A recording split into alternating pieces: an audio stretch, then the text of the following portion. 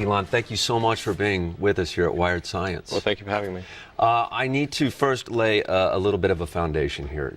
2 days into your physics program at Stanford University, you quit school to start a company called Zip2, a media company, Right. Which you sold a few years later for a paltry $307 million. Then 4 years later, eBay buys PayPal.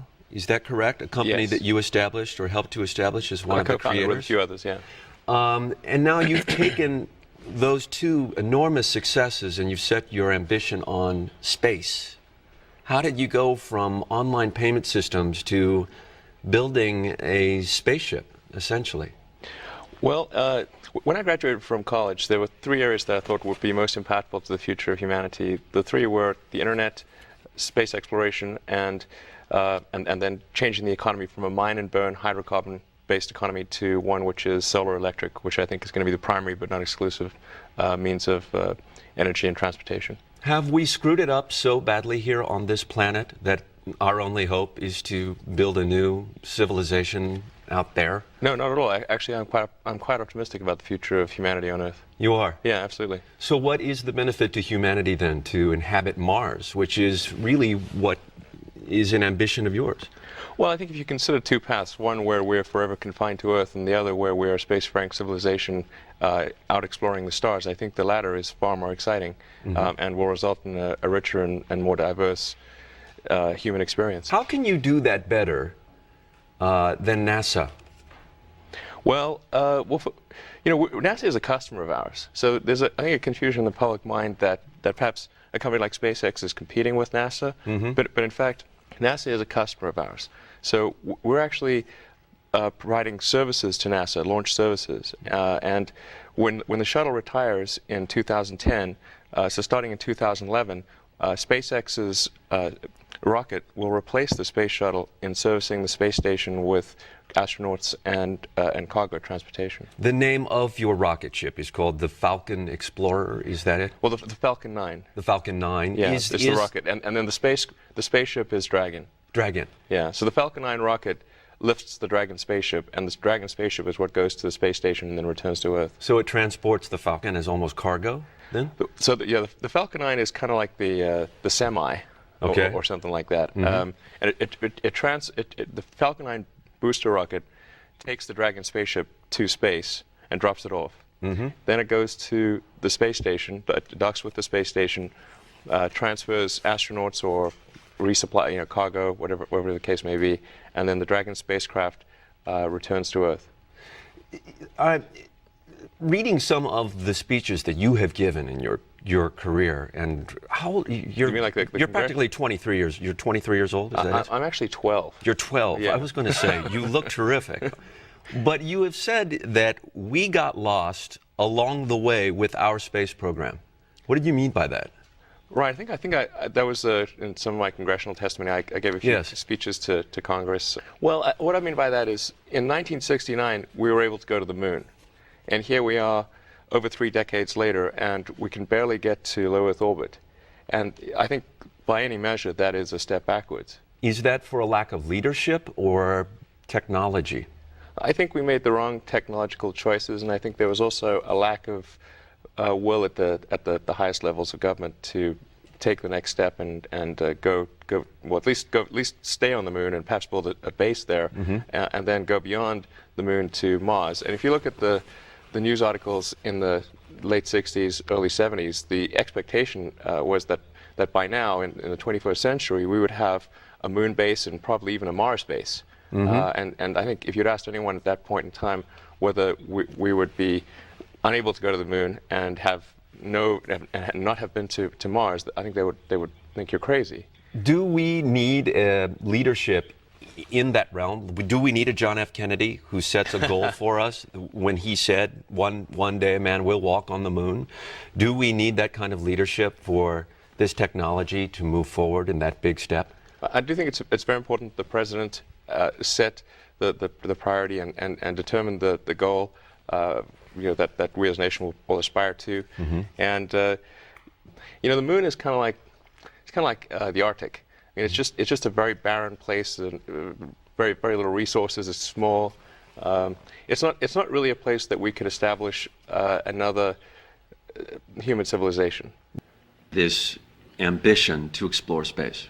Absolutely. As an entrepreneur, there's quite a bit of Yeah. competition out there. There's Jeff Bezos with Blue Origin. There's Richard Branson with his Virgin Galactic. Right. And I'm not talking about NASA either. There's Paul Allen.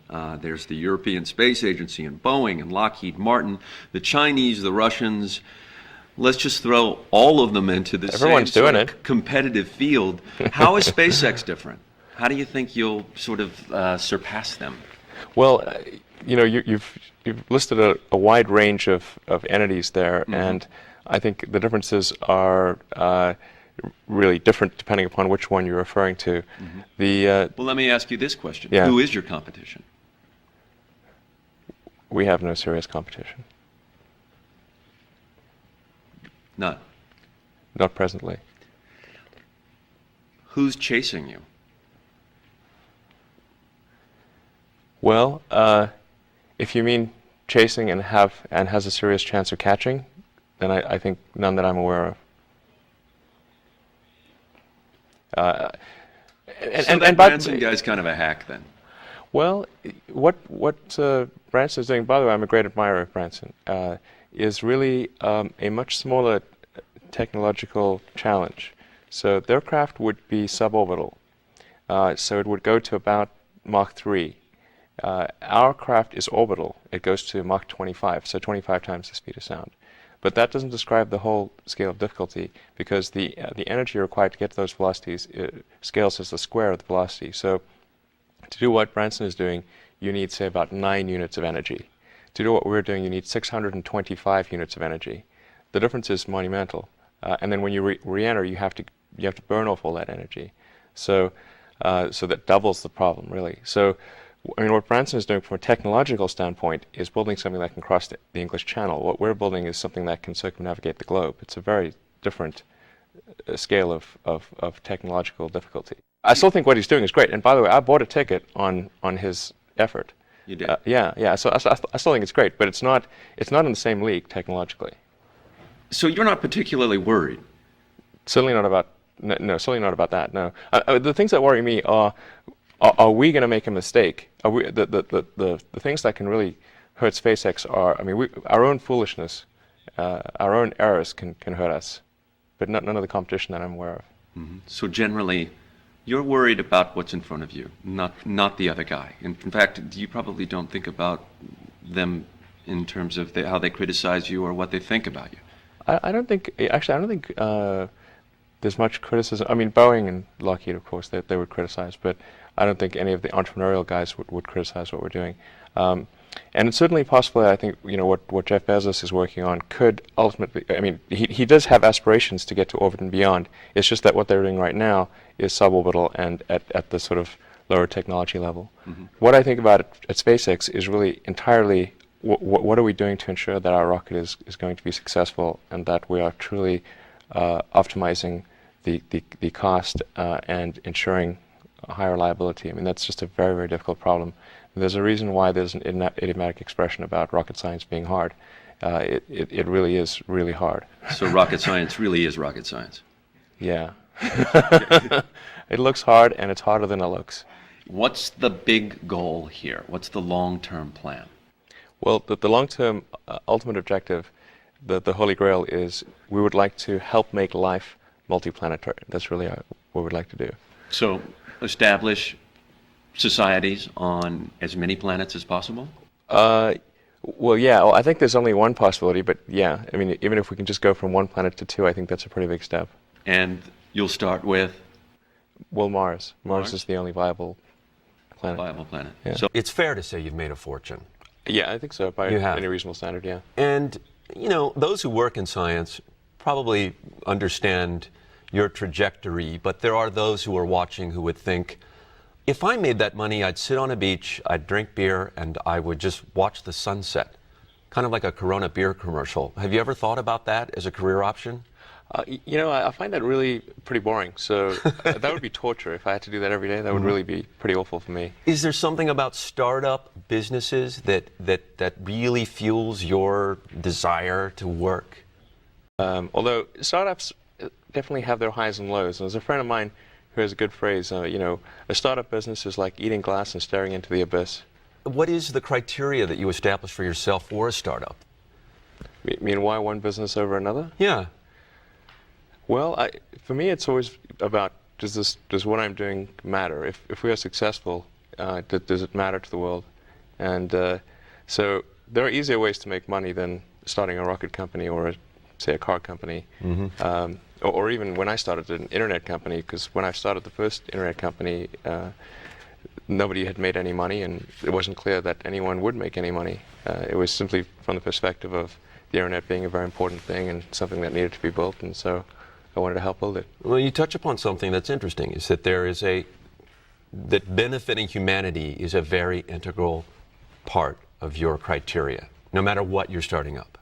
Yes, absolutely. Really? Not everybody has that as a prime interest. No, I think that's probably relatively unusual, although there are many people that I know in Silicon Valley for whom that is a significant motivation.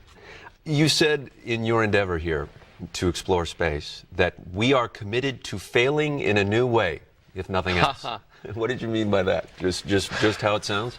Well, I mean we're committed to succeed, really. But if we do fail, I would hope that we at least add to the body of knowledge such that those who follow may make fewer mistakes. Mm-hmm. Now, if Mars were not enough, you are busy here on Earth.